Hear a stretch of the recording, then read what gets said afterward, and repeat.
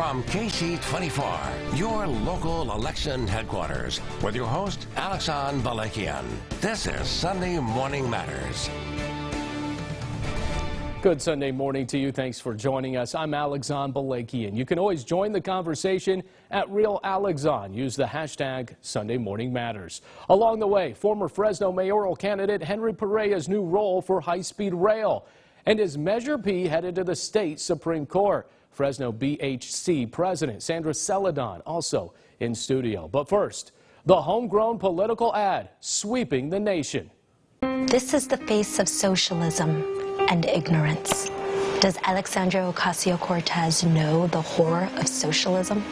My father was minutes from death in Cambodia before a forced marriage saved his life. Mine is a face of freedom. My skin is not white. I'm not outrageous, racist, nor socialist. I'm a Republican. This is the face of socialism. That's Elizabeth Heng's newest political ad, making waves in Washington and around the political spectrum, including right here in the Central Valley. It's a hit on AOC and the Democratic Party. The Sunnyside High School alum creating her own political action committee. It's called New Faces GOP. The former District 16 congressional candidate says she's taking action against what she calls the face of socialism. That ad started airing in select markets around the country, including Fresno on Thursday night during the Democratic debates. And that's where we begin with our panel on this very controversial ad. Let's take roll call now. The executive editor of the Fresno Bee, Joe Kita. Host of the afternoon drive on KMJ, Philip Teresi. Congrats on the new gig, by the way. And former District 22 Democratic congressional candidate, Ricardo Franco. Gentlemen, welcome. First and foremost, Ricardo, I'm going to start with you. What'd you think? You're part of the Democratic Party. You're a voice for the Democratic Party. You see that ad. You see AOC's face burning right out of the gate there on this ad. What is your first thought? We're winning. They're attacking a prominent woman of color from Congress that represents a new generation of Democrats out there. They do not know what the word socialism is when they're referring to the horrible atrocities of dictatorships around the world. That's not the type of socialism the Democratic Party is going after. It's a democratic socialism that Bernie Sanders professes, which is much more like the Scandinavian countries. Those dangers are Marxist. Those are from dictatorships. So the fact that the Republican Party is having to go this far now in attacking something shows me that they have lost their message, their connection with the average American out there to bring them out to the polls, and they're creating fear tactics again the way they did back in the 50s and 60s. So they only resort to that when we're winning, and we got the message. Philip, I'll come to you. This is a very provocative ad. Is it effective? I think it is. I think that, with all respect to your position, I disagree with everything you just said. No surprise. Look, AOC isn't the face of Maduro's socialism. She's the face of this kind of insidious, low-grade, hey, look at how good San Francisco's doing socialism, that's destroying the city, it's destroying California, and while it might not have people starving in the streets and rioting tomorrow, it is going to undermine the economy overall. Is Heng's ad understated? No. Is it to the point? Absolutely. Joe, I want to come to you.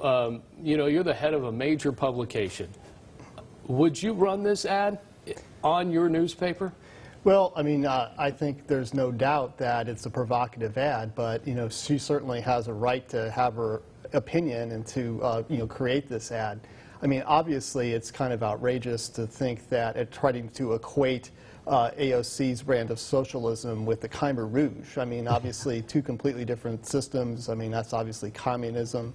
So I think that's obviously provocative, but it does have a shock value. How convincing that will be to people, I think it's kind of hard to tell right now. So Elizabeth Heng says she's, and Ricardo, I'll come back to you now. She's not racist. She says she's not outrageous in the ad. But yet this is a political hit, would you say, on AOC, but it's really also a hit on socialism that she feels the Democratic Party is going towards. You don't feel that there's a disconnect between maybe the Blue Dog Caucus, Blue Dog Democrats, and what AOC sees as the Democratic Party? Well, I don't think, I'm a member more of the Progressive Caucus, which is a little bit further away from the Blue Dog Caucus, but I would never ever equate to, my Blue Dog brothers and sisters, if you will, to what Elizabeth Heng is putting out there. They understand, the Democrats understand the difference between a Khmer Rouge socialism, Marxist theory, versus democratic socialism. That's the difference out there, and so this is a blatant attack on AOC. You see her picture on there because she is representing the new, younger, up-and-coming generation of Democrats that are active, that are getting inspired to vote, that are getting inspired to run for office. That's their biggest fear right now, as their party is dying. Whose party is dying? The Republican Party, here in California. Do you think this will spark a younger generation for the Republican Party with this ad? I don't know if it's going to grab the imagination of every 25-year-old with a Republican registration. It's sending a message that AOC's brand of democratic socialism isn't compatible with the values that Elizabeth Heng's promoting, and that is going to resonate. Joe, I just want to come to you and talk about really, because there was a Twitter war going back and forth as soon as this went out between Elizabeth Heng and AOC. Why do you think Elizabeth Heng would rather run this ad and then not run for Congress again? Honestly, when I first saw this, there was one part of me that starts thinking about, okay, so what is she going to run for? Obviously, this helps keep her name in the news again, and it's kind of a lightning rod type ad. So I think that's something that she's probably looking at in the future. I think we're probably going to see a lot more of Elizabeth Heng, and this is just an example of how she's trying to get her name out there and keep it in the public domain, even though she's not running for office right now. Fellow Republicans, I know we're just digesting this right now, and I get that. But what kind of, do you think they'll rally behind her on this one? Elizabeth seems to have found a great team of people that are really fantastic at creating eye-catching, attention-getting ads. If you remember that ad that she ran, Jim Costa walking in Nancy Pelosi's shoes with the wobbly red heels and the hairy legs going down the street. If she can keep messaging like that, people are going to pay attention. Everything exists online. Everything's about the 10-second clip. This kind of stuff makes people look twice. Is it really black and white, though? Socialism, a hit on socialism? I mean, one could say, yes, it is outrageous, and two, yes, it is racist because AOC is a woman of ethnicity.